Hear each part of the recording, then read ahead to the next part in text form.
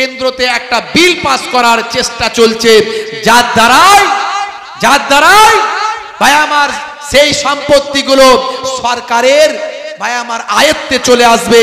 আগামী দিন আমাদের মাদ্রাসায় আমাদের অধিকার থাকবে না, আমাদের মসজিদে আমাদের অধিকার। আমরা খুব মাজলুম অবস্থায় আছি, খুব মাজলুম অবস্থায় আছি। আমরা মাঝে মাঝে আমরা ইন্টারনেটে দেখতে পাই মাদ্রাসা ভেঙে দেওয়া হচ্ছে বুলডোজার দিয়ে। মনে রাখবেন, মাদ্রাসা মসজিদ এগুলো কোনোদিন জবরদখল করা জায়গায় হয় না। কোন মসজিদ জোর করে জবরদখল করে তৈরি করলে সেখানে নামাজ হবে না, এটা হলো আমাদের ঈমান। এই আলেমরা বসে আছেন, হুজুর বসে আছেন মাদ্রাসার, মাশাআল্লাহ ওস্তাদে আলা তিনি বসে আছেন।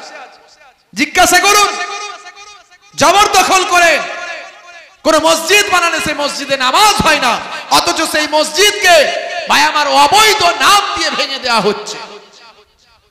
আমরা মজলুম অবস্থায় আছি। তরুণ যুবকেরা আমার, মুরব্বিয়ানেরা আমার, সরকারি মাদ্রাসা আসামের বুকে সরকারি মাদ্রাসাগুলোকে সব বন্ধ করে দেওয়া হয়েছে। আমরা মুসলমান ঘুমিয়ে আছি, আমরা জানি না কিছু। আমি বলছি না উঠে লাফালাফি করুন, মারপিট দাঙ্গা হাঙ্গামা করুন, না। আপনারা জানেন ওয়াকফ সম্পত্তি সারা ভারতবর্ষের বুকে আমার আপনার বাপ 14 পুরুষ যে ওয়াকফ সম্পত্তি দিয়ে গেছে, ওয়াকফ প্রপার্টি দিয়ে গেছে। ভাইরা আমার, তরুণ যুবকেরা আমার, মুরব্বিয়ানেরা আমার, সেটা হলো 28,43,500 বিঘা। 28,43,500 বিঘা একটা সমীক্ষায় দেখা গেছে, একটা জরিপে এসেছে সারা ভারতবর্ষে ওয়াকফ সম্পত্তি আছে। যে সম্পত্তি যদি সঠিকভাবে ইউটিলাইজ করা হতো, ব্যবহার করা হতো, মুসলমান গরিব থাকতো না। এ সম্পত্তি আমাদের বাপ 14 পুরুষের রেখে যাওয়া সম্পত্তি। নিজেরা ভোগ বিলাস না করে, কষ্ট করে জীবন যাপন করে তারা আফটার জেনারেশন পিছিয়ে পড়া সংখ্যালঘু সম্প্রদায় শিক্ষায়, স্বাস্থ্যে, চিকিৎসায়, এডুকেশনে, অর্থে, সামাজিকভাবে পিছিয়ে পড়া মানুষের জন্য সংখ্যালঘু মায়ামার মুসলমানদের ডেভেলপমেন্টের জন্য ওয়াকফ সম্পত্তি রেখে দিয়ে গেছে, যে আমাদের পরের বাচ্চারা তারা এখান থেকে অর্থ নিয়ে, স্কলারশিপ নিয়ে তারা সমাজের বুকে মাথা উঁচু করে মায়ামার মূল স্রোতে তারা ফিরে আসবে। সেই ওয়াকফ সম্পত্তিতেও আজকে কুনজর পড়েছে, আপনারা জানেন, আপনারা দেখতে পাচ্ছেন। ভাইরা আমার, একটা বিল একটা পাস করার চেষ্টা চলছে, যে ওয়াকফ সম্পত্তি আজকে ভাই আমার মুসলমানদের সংগঠনের দ্বারা, ওয়াকফ বোর্ডের দ্বারা পরিচালিত হয়। সেই ওয়াকফ সম্পত্তি আজকে কেন্দ্রতে একটা বিল পাস করার চেষ্টা চলছে, যার দ্বারাই ভাই আমার সেই সম্পত্তিগুলো সরকারের ভাই আমার আয়ত্তে চলে আসবে। সরকার নিজের ইচ্ছায় পরিচালনা করবে। কেমন করবে সে তো আমরা বুঝতেই পাচ্ছি। ভাইরা আমার, তার জন্য আজকে পথে নেমেছে, আন্দোলন করার ডাক দিয়েছে, গণতান্ত্রিক পদ্ধতিতে, সাংবিধানিক পদ্ধতিতে ভাই আমার বোঝানোর কথা বলেছে অল ইন্ডিয়া মুসলিম পার্সোনাল ল বোর্ড। তারা বলেছে যে আমরা যদি আমাদের অধিকার বুঝে না নিই, তাহলে আগামী দিন আমাদের মাদ্রাসায় আমাদের অধিকার থাকবে না, আমাদের মসজিদে আমাদের অধিকার থাকবে না, আমাদের খানকায় আমাদের অধিকার থাকবে না, আমাদের পীরত্ব সম্পত্তিতে আমাদের অধিকার থাকবে না, আমাদের পূর্বপুরুষের রেখে যাওয়া সম্পত্তিতে আমাদের অধিকার থাকবে না। সরকার যাকে মনোনীত করবে সে যেমন ভাবে ইচ্ছা সেটা পরিচালনা করবে। মুসলমানদের ক্ষমতা, ইমানদারদের ক্ষমতা সেখানে থাকবে না। এর বিরুদ্ধে গর্জে উঠতে হবে মুসলমান। আমরা রাজি আছি কিনা একবার হাত তুলে দেখান।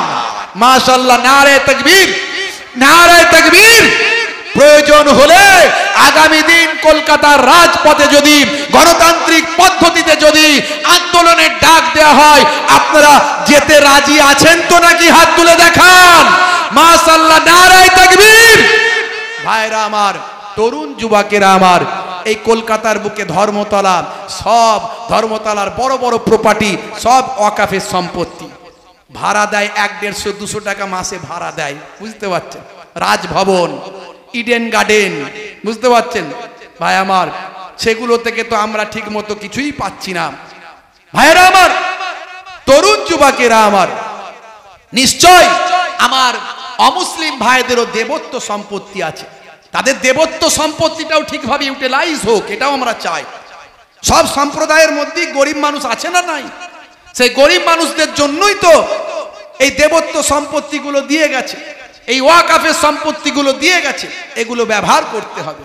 বন্ধুরা আমার, তরুণ যুবকেরা আমার, আল্লাহ রাব্বুল আলামিন আমাদের হেফাজত করুন, আল্লাহ রাব্বুল আলামিন আমাদের হেফাজত করুন। আমার আপনার নবী, আমার আপনার রাসূল যে আখলাক, যে চরিত্র দেখিয়ে দিয়ে গেছে, মুসলমান সেই রাসূলের সুন্নত, রাসূলের তরিকা ভুলে গেলে চলবে না। রাসূলের তরিকা আপনার মানা হবে, তার সঙ্গে সঙ্গে একজন বিজ্ঞান মনস্ক বাস্তববাদী মানুষে আপনি পরিণত হবেন, একজন সোশ্যাল মানুষ, সামাজিক মানুষ, একজন ন্যায় নীতিবান নিষ্ঠাবান মানুষে পরিণত হবেন যদি রাসূলের আদর্শ আপনি মেনে চলেন। হবে না, জোরে হবে না। গুগল সার্চ করে দেখুন, গুগল সার্চ করে দেখুন, আপনার কাছে মোবাইল আছে, ইন্টারনেটের যুগ, আপনি সেখানে লিখুন who is the greatest person in the world. সারা ওয়ার্ল্ডের মধ্যে শ্রেষ্ঠ মহামানবের নাম কি? গুগল আপনাকে অ্যান্সার দেবে greatest person in the world of prophet মুহাম্মাদুর রাসূলুল্লাহ সাল্লাল্লাহু আলাইহি ওয়াসাল্লাম। বন্ধুরা আমার, তরুণ যুবকেরা আমার, হে আমার মুরব্বিয়ানেরা, শুনে রেখে দেন, জেনে রেখে দেন, সেই দয়ার নবী, মায়ার নবী, রাহমাতুল লিল আলামিন মক্কার মানুষদের যখন হেদায়েত করতে শুরু করলেন, মক্কার মানুষেরা তখন দয়ার নবীর উপর অত্যাচার শুরু করলো। আল্লাহর নবীকে এত অত্যাচার করলো, এত কষ্ট দিল, দয়ার নবী সারা শরীরটা রক্তাক্ত হয়ে গেল। লম্বা চওড়া নয়, সংক্ষেপে বলি, হে তরুণ যুবকেরা, আপনার আমার নবীকে 622 খ্রিস্টাব্দে মক্কা ছেড়ে মদিনায় যেতে হয়েছিল হিজরত করে। দয়ার নবীর ঘরটাকে দুশমনেরা ঘিরে ফেলেছিল। আল্লাহর নবী বাড়ি থেকে বেরোলেন, দয়ার নবীকে তারা শহীদ করে দেবে বাবা। হে তরুণ যুবকেরা, হে আমার মুরব্বিয়ানেরা, আমার আল্লাহ নির্দেশ দিলেন, এক মুষ্টি বালি নিন, এক মুষ্টি মাটি নিন, আয়াতে কারিমা তেলাওয়াত করে ফুঁক দিয়ে দুশমনদের চোখের দিকে ফিকে দেন। দয়ার নবী আমার রাতের অন্ধকারে দুশমনদের চোখের দিকে ওই মাটিটা আয়াতে কারিমা তেলাওয়াত করে ফুঁক দিয়ে ফিকে দিলেন। দেওয়ার সঙ্গে সঙ্গে আমার আল্লাহর পক্ষ থেকে সমস্ত দুশমনেরা অন্ধ হয়ে গিয়েছিল। আল্লাহর কোরআনের ফুকের দাম আছে না নাই? জোরে বলেন, আছে না নাই? হ্যাঁ হ্যাঁ, এ তো আল্লাহর কোরআন থেকে প্রমাণ, নবীর হাদিস থেকে প্রমাণ। এক মুষ্টি মাটি নিয়ে ফুঁক দিয়ে আয়াতে কারিমা তেলাওয়াত করে আল্লাহর নবী দুশমনদের চোখের দিকে ফিকে দিলেন। আমার আল্লাহ কোরআন মাজিদে বললেন, হে আমার পয়গম্বর শুনে রেখে দিন, আমার রামাইতা ইজ রামাইতা ওয়ালাকিন্নাল্লাহ রামা। হে আমার নবী, আপনি ফেকেননি ফিকেননি, আমার রামাইতা ইজ রামাইতা, যখন আপনি ফিকেছিলেন, আপনি ফেকেননি ফেকেননি, আপনি ফেকেননি, আপনি ছুঁড়েননি, যখন আপনি ছুঁড়েছিলেন, যখন আপনি ছুঁড়েছিলেন ওটা আপনি ছুঁড়েননি বাবা। ভালো করে বুঝবেন, কথা বোঝা যাচ্ছে তো? যখন আপনি ফিকেছিলেন, আমার রামাইতা ইজ রামাইতা ওয়ালাকিন্নাল্লাহ রামা, ওই ফেকাটা, ওই ছোড়াটা আমার আল্লাহ স্বয়ং নিজে ছুঁড়েছিলেন। জোরে হবে না? জোরে হবে না? আপনারা যারা বাইরে আছেন সব মজলিসের ভিতরে চলে আসেন, একটু মাহাব্বাতের সঙ্গে কালেমা জিকির লা ইলাহা ইল্লাল্লাহ। জোরে জোরে পড়েন, লা ইলাহা লা ইলাহা ইল্লাল্লাহ, লা ইলাহা ইল্লাল্লাহ। अल्लाह ही अल्लाह किया करो, दुख न किसी को दिया करो, जो दुनिया का मालिक है नाम उसी का लिया करो। अल्लाहु अल्लाह अल्लाहु अल्लाह अल्लाहु अल्लाह अल्लाहु अल्लाह अल्लाह अल्लाह। जिक्र करें अल्लाह अल्लाह अल्लाह।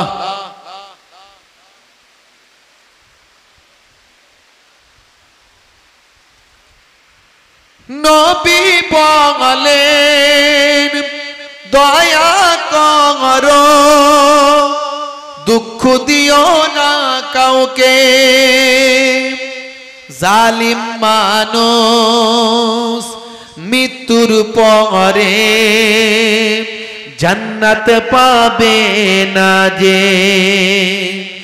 নবী বলেন দয়া করো, দুঃখ দিও না কাউকে, জালিম মানুষ মৃত্যুর পরে जन्नत पावे ना जे।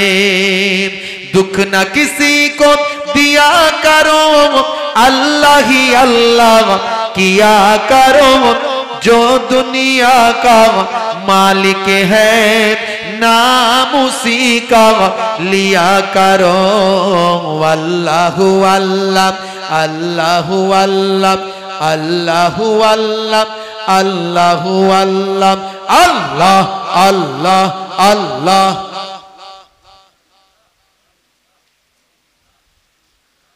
ला इलाहा इल्लल्लाह ला इलाहा।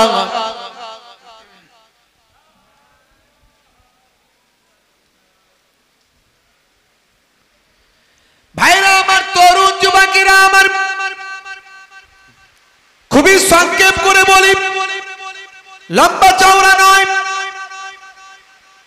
আপনারা বুঝতে পারছেন, কথা বোঝা যাচ্ছে তো নাকি, শোনা যাচ্ছে? ছোট করে বলি, একটু লম্বা চওড়া নয়, সংক্ষেপ করে বলি। আপনার আমার নবী পৃথিবীর জমিনে কেন এসেছেন, কি জন্য দয়ার নবী এসেছেন, একটু শুনুন বাবা আমার। কত মেহনত করেছেন, কত ত্যাগ স্বীকার করেছেন শুধু উম্মতের জন্য, উম্মতকে হেদায়েত দেওয়ার জন্য। যদি আমার নবী না আসতেন আমরা হয়তো ঈমানদার থাকতাম না, আমরা সব বেদিন হয়ে যেতাম। আমরা হয়তো পাথরকে খোদা বলে মানতাম, কেউ আকাশকে মানতাম, কেউ সূর্যকে মানতাম, কেউ সমুদ্রকে মানতাম, কেউ আগুনকে মানতাম। দয়ার নবী আপনার আমার জন্য কত উপকার করেছেন। সেই নবী শুধু তাই নয়, আপনাকে আমাকে কতটা মহাব্বত করেছেন, ভালোবেসেছেন, কত কষ্ট সহ্য করেছেন। রাতের অন্ধকারে দয়ার নবী যখন কাবা শরীফের সামনে দিয়ে যখন চলে যাচ্ছেন, নবী আমার, হে তরুণ যুবকেরা, হে আমার বন্ধুরা, শুনে রেখে দিন বাবা, জেনে রেখে দেন। আমার আল্লাহ বললেন, হ্যাঁ আমার বন্ধু, ফেকেননি, আপনি ফেকেননি, কেবলমাত্র আপনি যখন ফিকেছিলেন, আপনি কিন্তু ফেকেননি, ফিকেছিলাম আমি আল্লাহ। ওই এক মুষ্টি মাটিটা আমি আল্লাহ তাআলা সমস্ত মানুষের চোখেতে পৌঁছানোর দায়িত্বটা আমার আল্লাহ নিজেই গ্রহণ করেছে। কাবা শরীফের সামনে দিয়ে যখন দয়ার নবী চলে যাচ্ছেন, কাবা শরীফের সামনে দাঁড়িয়ে গেলেন।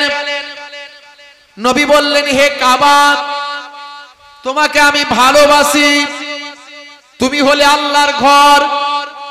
হে কাবা, তোমার কাছে থাকার বড্ড ইচ্ছা ছিল, কিন্তু তোমার দেশের মানুষেরা আমি নবীকে থাকতে দিল না। হে কাবা, তোমাকে আমি বড় ভালোবাসি, তোমাকে আমি বড় মহাব্বত করি, কারণ তুমি হলে আল্লাহর ঘর। আল্লাহর ঘর, পৃথিবীর প্রথম ঘরটা হলো আল্লাহর কাবা ঘর। হে তরুণ যুবকেরা, এই কাবা ঘর যে মানুষ যায়, এই কাবা ঘরের ওপরে ওপরে আমার আল্লাহ ফারিস্তাদের জন্য ঘর তৈরি করেছেন। এই কাবা ঘরের স্টাইলে একই রকম ঘর আসমানে আছে, প্রত্যেকটা আসমানে বানিয়েছেন। 7 তবক আসমানে আমার আল্লাহ বাইতুল মামুর তৈরি করেছেন। এই বাইতুল মামুরে যে ফারিস্তা একবার ইবাদত করার চান্স পায়, একবার তওয়াফ করার চান্স পায়, সে আর কখনো চান্স পাবে না। হে তরুণ যুবকেরা, ফারিস্তাদের দিয়ে প্রথমে কাবা ঘর আমার আল্লাহ পৃথিবীর জমিনে তৈরি করেছেন। হে তরুণ যুবকেরা, পরবর্তীকালে সেই কাবা ঘর নূহ নবীর জামানায় ভেঙে গেছে, অন্যান্য নবীর জামানায় ভেঙে গেছে, আবার পয়গম্বরেরা তৈরি করেছেন।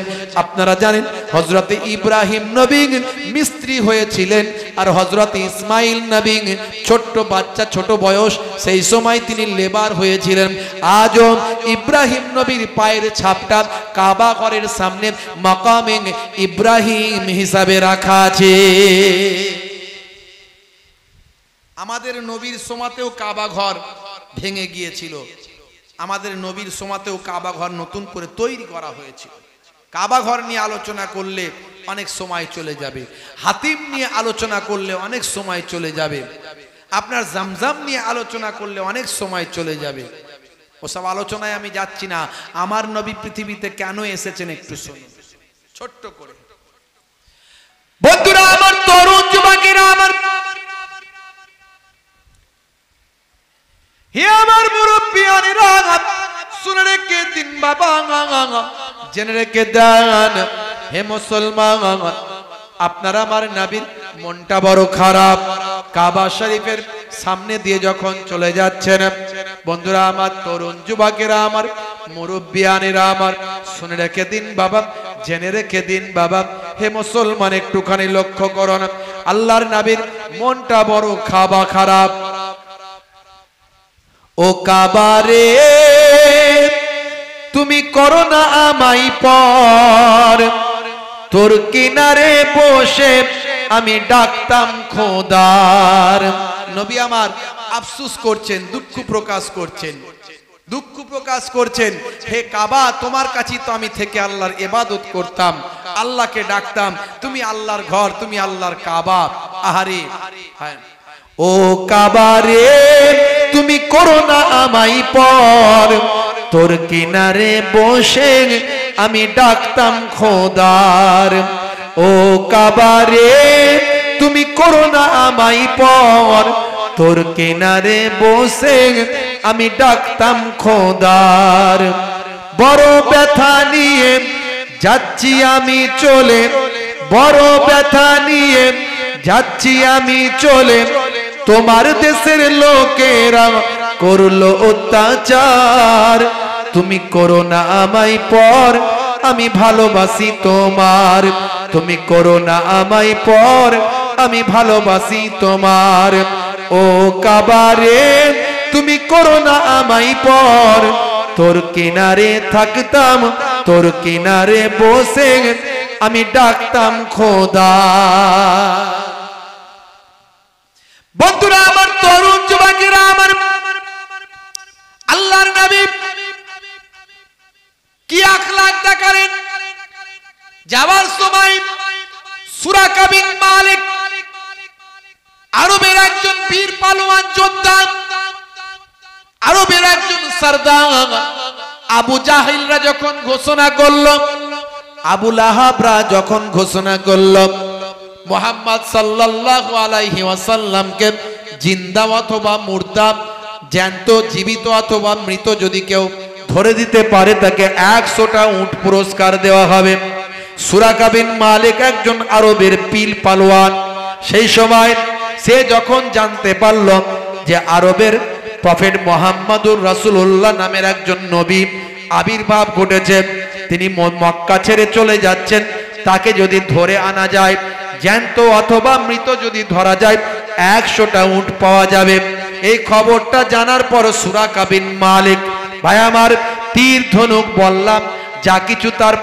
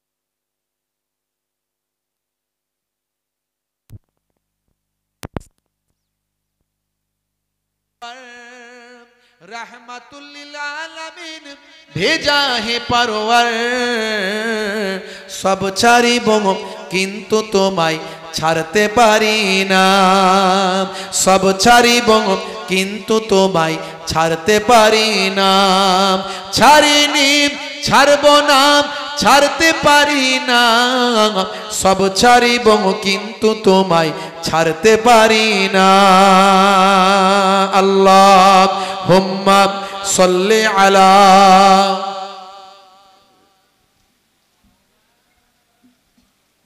ওয়া আলা আলি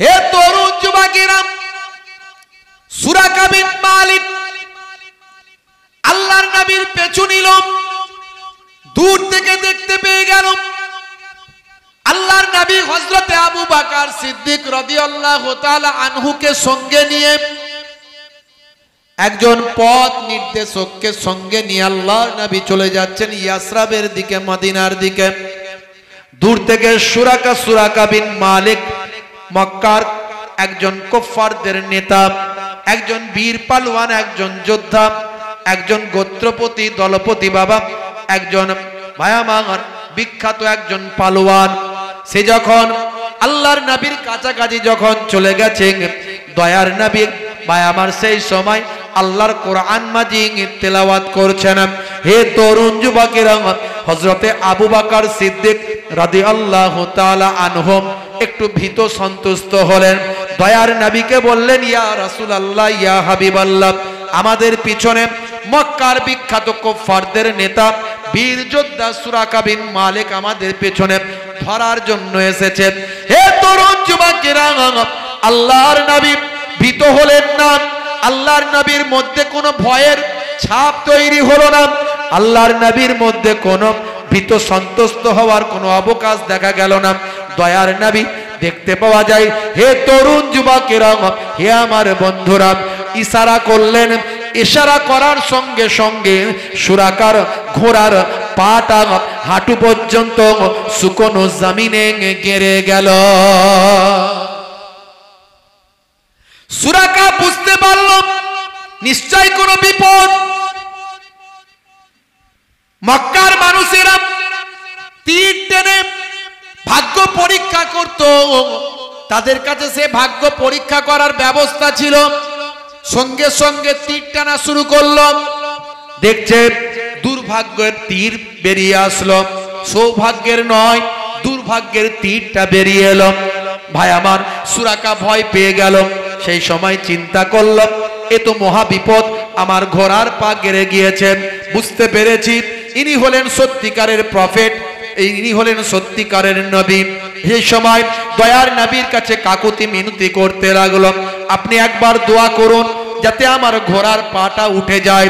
যদি ঘোড়ার পা উঠে যায় আমি কথা দিচ্ছি আমি আপনাকে অ্যাটাক করব না, আপনার পেছনে যাব না, আপনার সঙ্গে শত্রুতা করব না।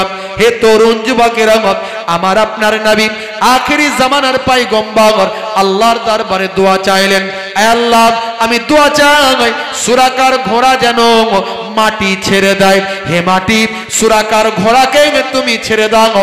বলার সঙ্গে সঙ্গে মাটি থেকে সুরাকার ঘোড়াটা উঠে দাঁড়িয়ে পড়ল। তার মধ্যে ঈমানের নূর ছিল না, কালেমার আলো ছিল না, নবীর প্রতি মহাব্বত ছিল না। তার মহাব্বত ভাই আমার ওই উটের প্রতি 100 খানা উট পাবে এই লোভ আবার তাকে গ্রাস করলো। আবার আল্লাহর নবীর পেছনে ছুটতে লাগলো। আবার দয়ার নবী ইশারা করলেন, করার সঙ্গে সঙ্গে সুরাকার ঘোড়ার পাটা আবার হাঁটু পর্যন্ত গেড়ে গেল। আবার দয়ার নবীর কাছে কান্নাকাটি আকুতি মিনতি করতে লাগলো। আবার দয়ার নবী কেমন দয়াময়, কেমন রহমত, কেমন মেহেরবান, কেমন সারা কুল আলামের জন্য রাহমাতুল লিল আলামিন হয়ে এসেছেন। একটু ভাবুন, একবার অন্যায় করে নবী ক্ষমা করেছেন, আমাদের কাছে যদি কেউ অন্যায় করে আমরা ক্ষমা করি না। আবার দ্বিতীয়বার অন্যায় করে আবার ক্ষমা চাইছেন। আবার আপনার আমার দয়াময় নবী সেই সময় আল্লাহকে বলেন, আল্লাহ আবার আমি দোয়া চাই, তুমি কবুল করো। হে মাটি, হে জমিন, সুরাকাকে ছেড়ে দাও, সুরাকাকে ছেড়ে দাও, সুরাকার ঘোড়ার পাটা তুমি জমিন ছেড়ে দাও। বলার সঙ্গে সঙ্গে দয়ার নবীর দোয়া কবুল হলো, মাটি সুরাকার ঘোড়ার পাটা ছেড়ে দিল। এই রকম কয়েকবার হলো, কয়েকবারই নবী দোয়া করলেন। এর দ্বারা আমি বোঝাতে চাইছি আমার নবী কতটা দয়াময় ছিলেন। নবীর কাছে ক্ষমা চাইলে কতবার তিনি ক্ষমা করতেন। পরবর্তীকালে অনেক ঘটনা আছে। সুরাকা বিন মালিক তখন সত্যি সত্যি তওবা করলো এবং বুঝতে পারলো যে ইনি হলেন আখিরি জামানার পয়গম্বর, এবং একটা কবিতাও রচনা করেছিল। পরবর্তীকালে তার কবিতাটা মানুষের কাছে এসেছে। ভাইরা আমার, ইনি হলেন আখিরি জামানার পয়গম্বর। অতি সত্বর সারা আরব ভূমি সহ সারা বিশ্ব এই প্রফেটকে মেনে নিতে বাধ্য হবে, সেই সময় দ্রুত আসছে। এইভাবে তিনি একটা কবিতা রচনা করলেন। আল্লাহর নবীর কাছে স্যালেন্ডার করে বললেন, আপনি লিখে দিন যাতে করে মাটি আর আমার পা টেনে না নেয়, আমার ঘোড়ার পা আর জমিনে টেনে না নেয়, দাবিয়ে না নেয়, আপনি একটা লিখে দিন। আল্লাহর নবী হযরত আবু বকর সিদ্দিককে বলেন, আবু বকর লিখে দাও। আবু বকর হুজুর সেই সময় তৎকালীন লেখনী পদ্ধতিতে লিখে দিলেন। সেই লেখা নিয়ে চলে যাওয়ার আগে বলেছিলেন, হুজুর যদি আমি আপনার কাছে যাই আপনি আমাকে চিনতে পারবেন তো? সেদিন আপনি আমাকে গ্রহণ করবেন তো? হে তরুণ যুবকেরা, হে আমার মুরব্বিয়ানেরা, শুনে রেখে দিন বাবা, জেনে রেখে দেন। হে মুসলমান একটু লক্ষ্য করুন, তরুণ যুবকেরা একটু খেয়াল করুন। আল্লাহর নবী বললেন, সুরাকা এই লেখনীটা তুমি আমাকে সেদিন দেখাবে। সেদিন এই লেখনী যদি আমাকে দেখাও তুমি আমার কাছে আসতে পারবে, আমার সামনে আসতে পারবে।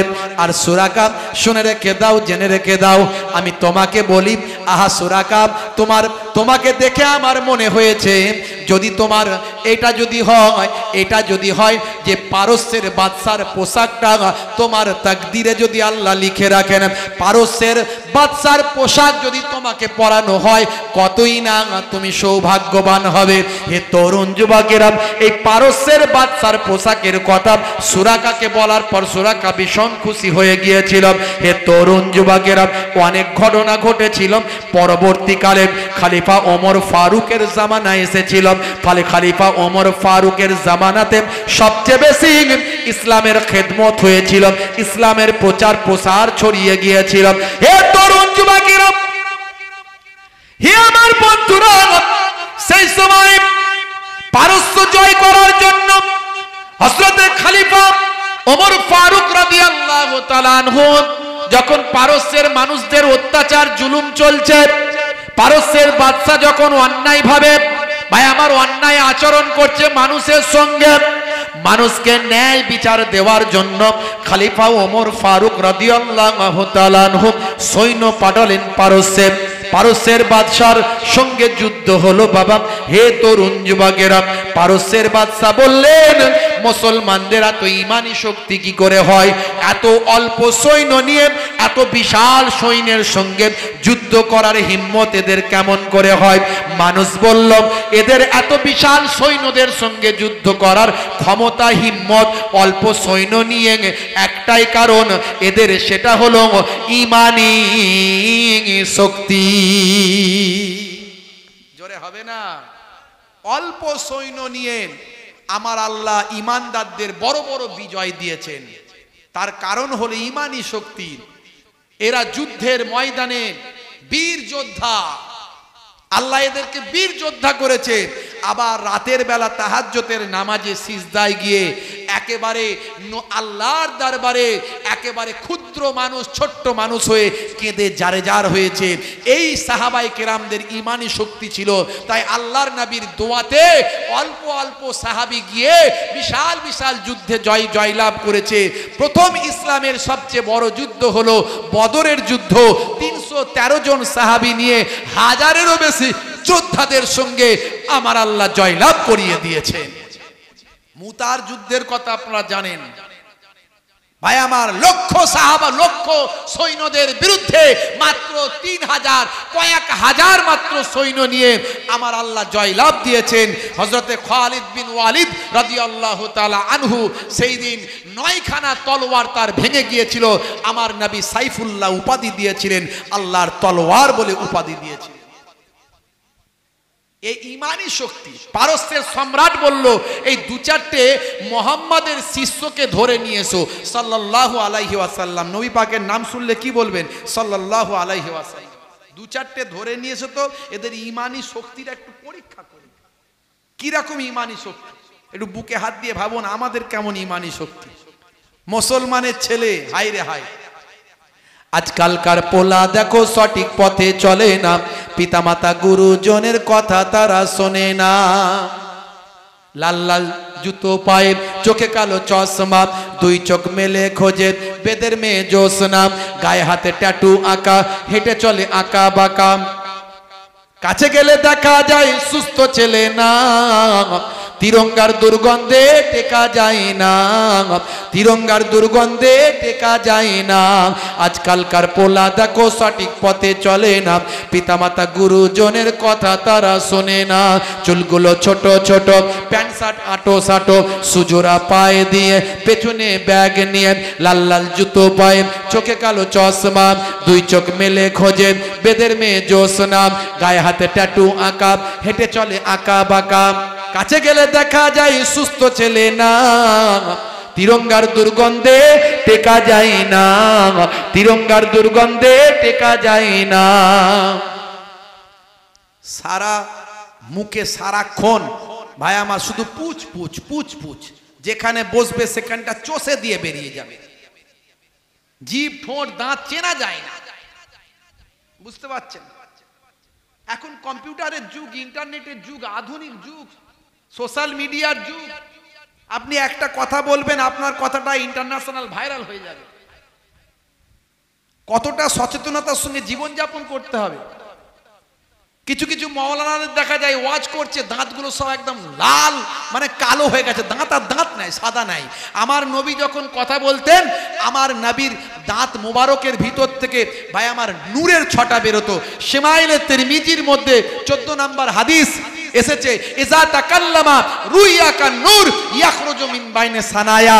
আল্লাহর নবী যখন কথা বলতেন, মুকালেমাত করতেন, যখন গুফতেগু করতেন, বাতচিত করতেন, আল্লাহর নবীর 2 দাঁতের মাঝখান থেকে নূরের ছটা বেরিয়ে আসতো। জোরে বলুন সুবহানাল্লাহ। এই জন্য আমার নবী হলেন নূর নবী। নবী মানুষ, নবী মানুষ। কিছু মানুষের কাজকর্ম নাই, খালি নবী নূর না মানুষ, এই নিয়ে ওদের লাপালাপি। নবী নূরের তৈরি না মাটির তৈরি, এই নিয়ে লাপালাপি। বুঝতে পারছেন? নবী মানুষ, কিন্তু নূরওয়ালা মানুষ মাথায় রাখবেন, আমার আপনার মতো মানুষ নয়। আমার আপনার মতো মানুষ নয়, মিটে গেল কথা। আর যদি বলেন প্রমাণ করেন, খালাকতাহু মিন তিন ওয়া ভাই আমার মিনহা খালাকনাকুম ওয়া ফিহা নুঈদুকুম ওয়া মিনহা নুখরিজুকুম, এ কোরআনের আয়াত দেন। তাহলে হাদিসের মধ্যে এসেছে যে জায়গা থেকে মানুষকে দাফন করা হবে সেই জায়গার মাটিতে কি তাকে তৈরি করা হয়েছে। যে জায়গায় দাফন করা হবে, কবরস্থ করা হবে, মনে রাখবেন হাদিসের মধ্যে এসেছে সেই জায়গার মাটি থেকে আপনাকে তৈরি করা হয়েছে। আর আমার নবীকে যে জায়গায় দাফন করা হয়েছে মা আয়েশার ঘর, ওই ঘরের যদি মাটি থেকে সত্যি নবীর ওই কথা অনুযায়ী আপনার যুক্তিতে নবী যদি মাটি থেকেই তৈরি হয়, ওই মাটি থেকে আল্লাহ তাকে তৈরি করেছেন, আপনার যুক্তিতে চলে এলাম। সেই মাটিটা কেমন মাটি আমার আপনার নবী জানিয়ে দিয়েছেন। কি বলেছেন? আমার আপনার নবী বলছেন আমার ঘর থেকে মা বাইনা বাইতি ওয়া মিম্বারি রাউজাতুম মিন রিয়াজিল জান্নাহ, আমার ঘর থেকে মানে মা আয়েশার ঘর থেকে যেখানে রাসূলের রওজা, সেই ঘর থেকে মসজিদে নববীর মেম্বার পর্যন্ত এটা হলো দুনিয়ার জমিনে জান্নাতের টুকরা। তাহলে আমার নবীকে যদি আপনার যুক্তিতে মাটি থেকে তৈরি হয়, তাহলে জান্নাতের টুকরা মাটি থেকে তৈরি। জান্নাতের টুকরা মাটি তো আর মাটি নয়, সেটাও হলো জান্নাতি নূর। জোরে বলুন সুবহানাল্লাহ। তাহলে আমার আপনার নবী নূরওয়ালা নবী, নবীর শরীর থেকে নূরের ছটা বের হতো। কিন্তু নবী মানুষ, আমাদের মতো ফারিস্তা নয়, জিনও নয়, নবী মানুষ, কিন্তু আমার আপনার মতো মানুষ নয়। ইউহা ইলাইয়া, নবী বলছেন আমার উপর ওহী নাজিল হয়। জোরে বলুন সুবহানাল্লাহ। ওহী নাজিল হওয়া মানুষ। বাপেরা আমার, তরুণ যুবকেরা আমার, হে তরুণ যুবকেরা মুসলমান, আজকে আপনার আমার ঈমানি চেতনা কোথায়? সাহাবাদের ঈমান কেমন ছিল? আপনার আমার ঈমানটা কেমন ভাবুন। হে তরুণ যুবকেরা, খুবই সংক্ষেপ করে বলি, লম্বা চওড়া নয়, একেবারে শেষের দিকে চলে এসেছি। বাবা, মুসলমান আজকে কোন জায়গায় পৌঁছে গেছে? মুসলমানের ছেলে, হে তরুণ যুবকেরা, নামাজ ছেড়ে দিয়েছে, রাসূলের সুন্নত ভুলে গিয়েছে, রাসূলের সুন্নত গুলোকে ছেড়ে দিয়েছে, নামাজ ছেড়ে দিয়েছে। যে নবী নামাজের জন্য এত লড়াই করলেন, এত ঘাত প্রতিঘাত সহ্য করলেন, যে নবী ভাই আমার, হে তরুণ যুবকেরা, রাসূলের সুন্নতকে প্রতিষ্ঠা করার জন্য এত ত্যাগ স্বীকার করলেন। আপনি নামাজ যদি পড়েন, নামাজের মধ্যে আছে বিজ্ঞান, নামাজের মধ্যে আছে বাস্তবতা। নামাজ যদি আপনি ঠিকঠাক ভাবে পালন করেন, আদা করেন, আপনার শরীরের অনেক রোগ হবে না, অনেক রোগ মুক্ত থাকতে পারবেন। আমি বলছি না যে রোগ হবেই না, রোগ দেওয়ার মালিক আল্লাহ, কিন্তু নামাজের মধ্যে আছে একটা উত্তম ব্যায়াম। এই ব্যায়াম যদি আপনি রীতিমতো করেন, আপনি ব্যায়াম মনে করে নয়, নামাজ মনে করে করবেন। যদি ব্যায়াম মনে করে আপনি নামাজ পড়েন, আপনার ব্যায়াম হবে, নামাজ হিসাবে কবুল হবে না। আর আপনি নামাজ হিসাবে যদি নামাজটা পড়েন, আল্লাহর নির্দেশ মনে করে যদি নামাজটা পড়েন, আপনার তার সঙ্গে ব্যায়ামও হয়ে যাবে। যদি আপনি ঠিক মতো নামাজ পড়েন, আপনার শরীরে অনেকটা রোগমুক্ত শরীর থাকবে। সবের মধ্যে আপনি ওযু করছেন, করোনার সময় দুইজন বিখ্যাত পণ্ডিত ব্রিটেনের ভাই আমার, একজন মিস্টার রিচার্ড, একজন মিস্টার ফিলিপ, দুইজন গবেষণা করলো মুসলমানদের এত করোনা ক্যাম্প কম কেন হয়েছে। দেখি গবেষণা করে কি কারণে এদের এত করোনা কম হয়েছে। তো ব্রিটেনের দুইজন অধ্যাপক গবেষক, তারা ব্রিটেনের মুসলিম এলাকায় গিয়ে গবেষণা শুরু করলো। গবেষণা করে তারা রিপোর্ট প্রতিবেদন করলো, সেটা ইন্টারন্যাশনাল নিউজ হয়েছিল। তারা বলছে মুসলমানেরা যত করোনা বেড়েছে, এরা নামাজ বেশি বেশি পড়েছে, আজান বেশি দিয়েছে, নামাজ বেশি পড়েছে। নামাজ পড়তে গিয়ে এদের অজু করতে হয়েছে। এই ঘন ঘন অজু করেছে। করোনার মেন ওষুধ ছিল ভাই আমার হাত মুখ ধোয়া, বলতো না হাত মুখ ঘন ঘন ধো, হ্যাঁ ভাই আমার, করোনার মেন ওষুধ ছিল হাত মুখ ধোয়া। আর এরা অজু করতে গিয়ে ঘন ঘন হাত মুখ ধুয়েছে। বিখ্যাত দুইজন গবেষক ভাই আমার পণ্ডিত মিস্টার রিচার্ড, মিস্টার ফিলিপ বলেন, এই ঘন ঘন হাত মুখ ধোয়ার কারণে করোনা এদের কাছ থেকে সরে চলে গেছে। তাহলে অজু আপনার আমার জন্য, স্বাস্থ্যের জন্য উপকার। যারা বিশেষজ্ঞ, স্বাস্থ্য বিশেষজ্ঞ, তারা বলছেন এই হাত যদি এতদূর পর্যন্ত ধোয়া হয়, ঘাড় যদি মাসা করা হয় রাগ কমে যায় এবং শরীর স্বস্তি পায় এবং নার্ভগুলো সব শান্ত থাকে, নার্ভ আর উত্তেজিত হয় না। শরীর অজু করার কারণে শরীর মন মানসিকতার মধ্যে একটা উৎফুল্ল ভাব আসে, শরীরের জন্য স্বাস্থ্যের জন্য উপকার হয়। যারা রীতিমতো ঠিক মতো অজু করেন তাদের স্বাস্থ্য আমার শরীর মন মানসিকতা অনেক উচ্চ মানের এবং ভালো থাকে। জোরে বলুন সুবহানাল্লাহ। বন্ধুরা আমার, তরুণ যুবকেরা আমার, আল্লাহর নবী আপনাকে আমাকে আপনার আমার ব্যবহারিক জীবন, নৈতিক জীবন, পারিবারিক জীবন, রাজনৈতিক জীবন সবকিছু শেখানোর জন্য পৃথিবীতে এসেছেন। বেশি উদাহরণ দিতে গেলে সময় যাবে। হে তরুণ যুবকেরা, আল্লাহর নবী আপনাকে আমাকে শিখিয়ে দিয়েছেন যখন তুমি ঘুমাবে ডান দিকে কাত হয়ে ঘুমাবে। বিজ্ঞান বলছে বাম দিকে হাট থাকে, ডান দিকে কাত হয়ে ঘুমালে মানুষ অভ্যাসের দাস। আপনি ঘুমানো অভ্যাস করলে আপনার অটোমেটিক ডান দিকে আপনি শুয়ে পড়বেন, বাম দিকে হার্ট রেস্ট পাবে। হার্টের কাজ হলো ব্লাড সার্কুলেশন করা, ব্লাডকে পাম্পিং করে মাথা থেকে পায়ের নখ পর্যন্ত পৌঁছে দেওয়া। আর বাম দিকে যদি কেউ কাত হয়ে ঘুমায়, হতে পারে হার্টে প্রেসার পড়লে শরীরের কোনো একটা অর্গানের ক্ষতি হতে পারে, ব্লাড সার্কুলেশন বন্ধ হতে পারে, প্যারালাইজড হতে পারে। স্বাস্থ্য বিশেষজ্ঞরা বলছেন নবী যেটা শিখিয়েছেন ডান দিকে কাত হয়ে ঘুমানো, এটা আপনার আমার স্বাস্থ্যের জন্য উপকার। কত বলবো, আল্লাহর নবী বলছেন নবী আমার ভালোবাসতেন ইউহিব্বুল হালওয়া ওয়াল আসাল। নবী আমার মিষ্টি খেতে এবং মধু পান করতে নবী আমার ভালোবাসতেন। স্বাস্থ্য বিশেষজ্ঞরা বলছেন নবী আমার পছন্দ করতেন খাওয়া দাওয়ার পরে একটু মিষ্টি যদি হয়। স্বাস্থ্য বিশেষজ্ঞরা বলছেন খাওয়া দাওয়ার পরে যদি একটু মিষ্টি খাওয়া হয়, ভাইরা আমার, শরীরের মধ্যে একটা ভয়ঙ্কর রোগ, হার্টের রোগ আছে কার্ডিওভাস্কুলার। এই কার্ডিওভাস্কুলার নামের রোগটা শরীর থেকে না হওয়ার সম্ভাবনাই বেশি।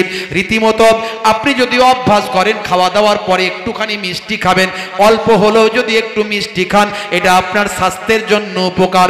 এমনকি কার্ডিওভাস্কুলারের মতো ভয়ঙ্কর হার্টের ব্যারাম থেকে, অসুখ থেকে রেহাই পাওয়া যায়। শুধু তাই নয়, হে তরুণ যুবকেরা, হে আমার মুরব্বিয়ানেরা, আপনার আমার ব্লাড সার্কুলেশন ঠিক হয় এবং শরীরের অনেক অনেক রোগ থেকে মুক্তি পাওয়া যায়। 1450 বছর আগে দয়ার নবী যা বলেছেন আজকের যুগে বিজ্ঞান আর বাস্তবতায় প্রমাণিত হয়। কত উদাহরণ আমি দেব, অনেক উদাহরণ দিয়েছি। কোরআনে যা বলা হয়েছে, হাদিসে যা বলা হয়েছে। বন্ধুরা আমার, তরুণ যুবকেরা আমার, সেই নবী আপনাকে আমাকে মানুষের মতো মানুষ করার জন্য পৃথিবীতে এসেছেন, নীতি নৈতিকতার জ্ঞান শিখিয়েছেন।